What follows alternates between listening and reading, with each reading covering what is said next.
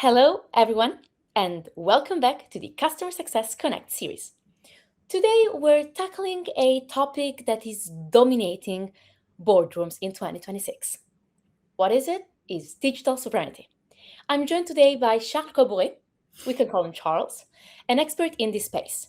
He'll help us understand why this is no longer just a legal checkbox, but a survival strategy.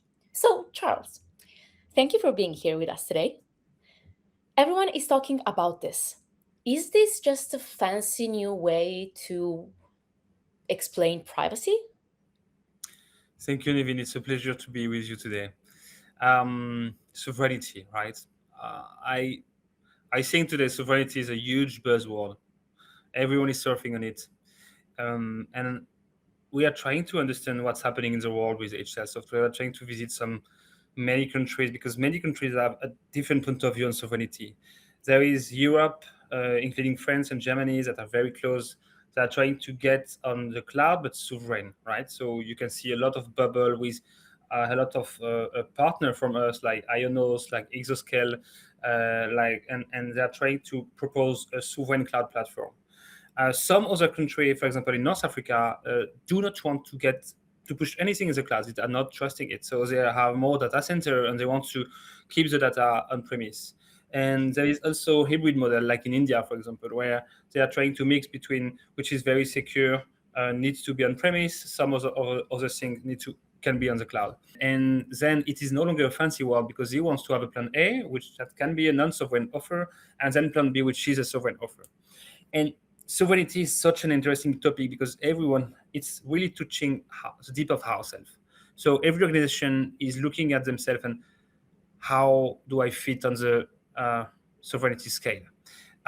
Some of them now, what I'm observing now, it's many organizations, many banks in Europe are asking us, we don't want, we want you to commit that you do not have Cloud Act, Patriot Act, or FISA 702, which is the three extraterritorial law. And we can do that with HCL software. So that's part of sovereignty. But yes, so to answer quickly, and sorry for this long answer, no, it's not a fancy word anymore. And it's so interesting to see that everyone is trying to find their own way about sovereignty. Amazing, Charles. Thank you. So, as you mentioned, this isn't really a one size fits all, but the definition changes when you look at Europe versus India versus North Africa versus America. It changes, right? Absolutely, and it even changed in some because when you look at sovereignty, the definition means that it's really close to the nation, right, the country. But we live in a global world, right? So maybe you can have a sovereign software, but the hardware is made in Taiwan, or the chip are made in Taiwan, and the hardware is made in the US, or maybe the chip are created by ESML in Europe. So you need everyone, right? You still need everyone to to work. You will need a lot of nation or country or expertise all over the globe. One of our special clients in between France and Germany, they are using a US solution, and for something very specific, research and development, they do not want that the data get out of this company. They are using our solution, HCL Sovereign Collab Suite. So you can also have a mix even inside the organization. So it's interesting to see how everyone is trying to embrace it. Yes. Okay, so it's flexible also. Very clear, Charles. Thank you.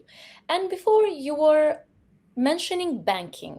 So, right now, who is knocking at your door for this? Which industries can't afford really to ignore digital sovereignty?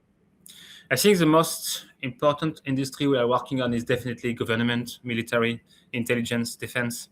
I would say very government. Like we are working with many ministries that recognize in HCL maybe the highest level of security. For example, we are BSI certified, which is the highest level of certification you can have about sovereignty and security. And many government affair, Ministry of Tax also. So this is the most impacted organization. Bank also are trying to mitigate the risk now, and they want to have plan B, or maybe they want to bring back some data in their own data center. But it's interesting to see this back and forth now versus the cloud, And I think the future is like to have a multi-sovereignty strategy. So you can have public cloud for some data that you consider that as not critical or not confidential, and maybe you can go step by step to something very close to you, like a new down data center. Thank you, Charles. Well, it's clear that sovereignty is about much more than just where the data lives. It's about who holds the keys, we can say. But once a company realizes they need this survival strategy, as we called it, how do they actually protect themselves without losing the agility of the cloud, Mm. do you think? That's a the key question, Nivine. Um, because sovereignty is just a part of the story. And what I said every time, if you don't bring innovation, it's not going to work. You need to beat the competition which are not sovereign, right? Which are not providing every data in the cloud, which is very agile. You don't have to maintain, you don't have to upgrade. Everything is managed by you hyperscaler. The first thing is to bring back the ability to upgrade very easily. So this is why, for example, in Domino, we bring auto upgrade, which permits you to auto upgrade your software. So now you can upgrade in like 2 or 3 hours versus few days before, even if it's on premise, and that's completely changing the game. The second aspect is how can you bring AI, sovereign AI, inside the software, right? Because AI is here, and I think it's going to completely change the world, the way we produce software, the way we interact, the way we converse with people, the way we are with ourselves. So if you think about AI, how can we make sure the way you team, you employees are using AI is controlled, sovereign, and it's not going anywhere?